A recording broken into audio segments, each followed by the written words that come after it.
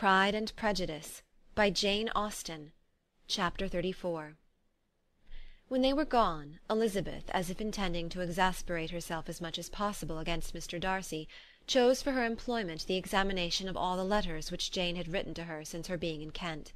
They contained no actual complaint, nor was there any revival of past occurrences, or any communication of present suffering.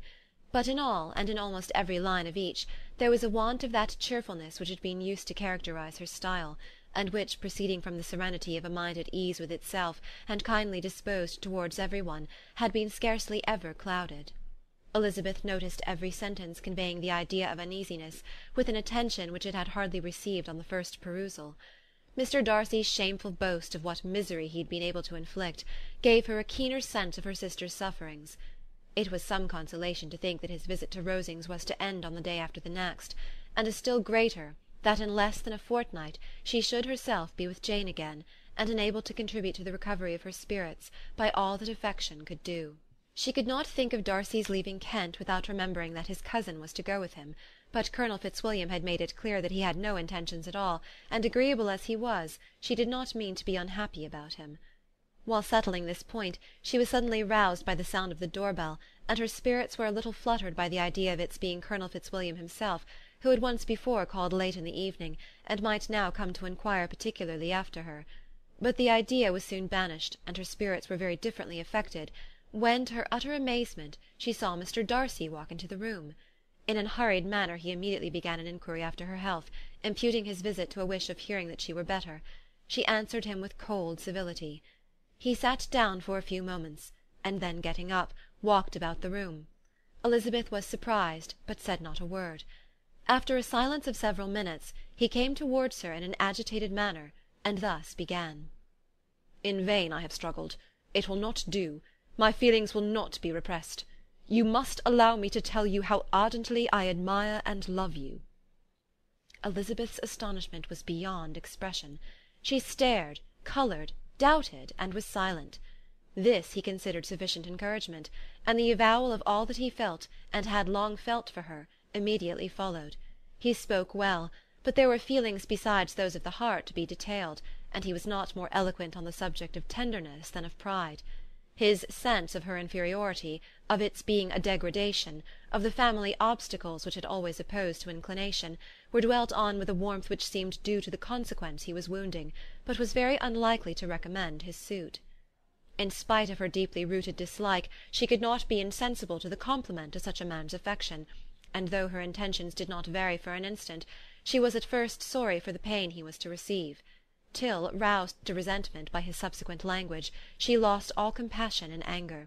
She tried, however, to compose herself to answer him with patience, when he should have done. He concluded with representing to her the strength of that attachment which, in spite of all his endeavours, he had found impossible to conquer, and with expressing his hope that it would now be rewarded by her acceptance of his hand. As he said this, she could easily see that he had no doubt of a favourable answer. He spoke of apprehension and anxiety, but his countenance expressed real security. Such a circumstance could only exasperate further, and when he ceased, the colour rose into her cheeks, and she said, "In such cases as this, it is, I believe, the established mode to express a sense of obligation for the sentiments avowed, however unequally they may be returned. It is natural that obligation should be felt, and if I could feel gratitude, I would now thank you. But I cannot. I have never desired your good opinion, and you have certainly bestowed it most unwillingly. I am sorry to have occasioned pain to any one. It has been most unconsciously done, however, and I hope will be of short duration. The feelings which, you tell me, have long prevented the acknowledgment of your regard, can have little difficulty in overcoming it after this explanation." Mr. Darcy, who was leaning against the mantelpiece with his eyes fixed on her face, seemed to catch her words with no less resentment than surprise. His complexion became pale with anger, and the disturbance of his mind was visible in every feature. He was struggling for the appearance of composure, and would not open his lips till he believed himself to have attained it. The pause was to Elizabeth's feelings dreadful. At length, with a voice of forced calmness, he said, "And this is all the reply which I am to have the honour of expecting? I might perhaps wish to be informed why, with so little endeavour at civility, I am thus rejected, but it is of small importance." "I might as well inquire," replied she, Why, with so evident a desire of offending and insulting me, you chose to tell me that you liked me against your will, against your reason, and even against your character. Was not this some excuse for incivility, if I was incivil? But I have other provocations. You know I have. Had not my feelings decided against you, had they been indifferent, or had they even been favourable, do you think that any consideration would tempt me to accept the man who has been the means of ruining, perhaps for ever, the happiness of a most beloved sister?" As she pronounced these words, Mr. Darcy changed colour, but the emotion was short, and he listened without attempting to interrupt her, while she continued, "I have every reason in the world to think ill of you. No motive can excuse the unjust and ungenerous part you acted there. You dare not, you cannot deny that you have been the principal, if not the only means of dividing them from each other, of exposing one to the censure of the world for caprice and instability, and the other to its derision for disappointed hopes, and involving them both in misery of the acutest kind."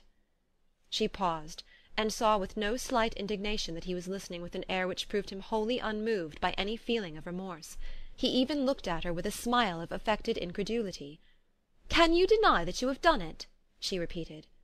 With assumed tranquillity he then replied, "I have no wish of denying that I did everything in my power to separate my friend from your sister, or that I rejoice in my success. Towards him I have been kinder than towards myself."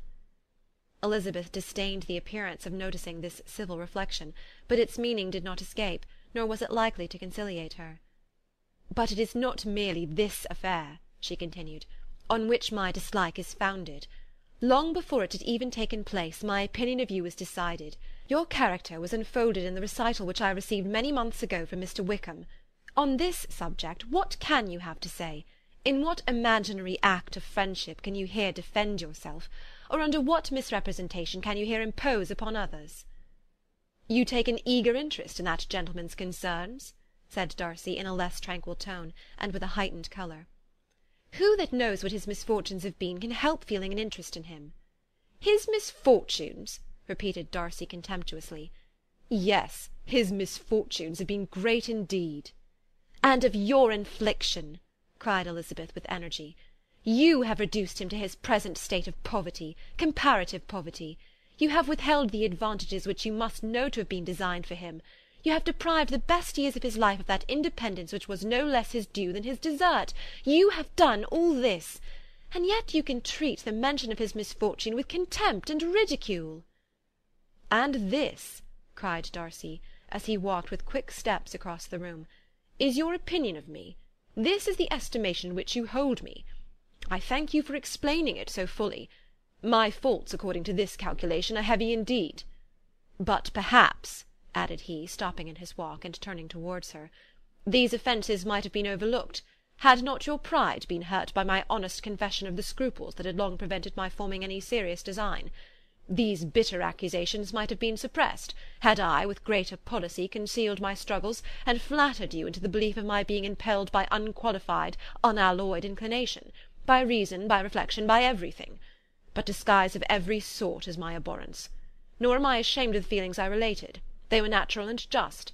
Could you expect me to rejoice in the inferiority of your connections?